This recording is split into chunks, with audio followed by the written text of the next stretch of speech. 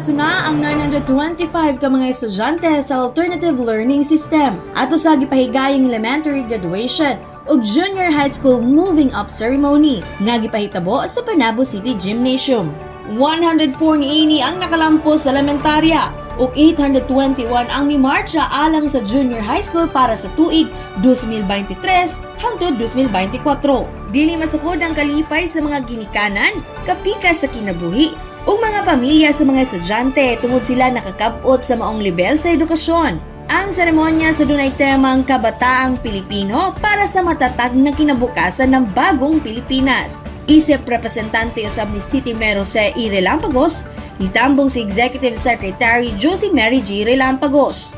In this day of your success, may you always remember the center of it all, our Almighty God. Without His mercy, grace, and provision, none of this would ever happen. With a better future ahead, breathe with your heart and make it possible with perseverance. Ang alternative learning system nagahatag og mga oportunidad sa mga out-of-school youth ug mga adult learners sa pagpalambo sa basic ug mga functional literacy skills, apil na niini ang katumbas nga pag-access sa kompletong basic education. Atol sa programa, gihatagan usab og pag-ila ang mga ALS partners o mga stakeholders sa makanunayong pagsuporta sa programa o kalihukan sa alternative learning system.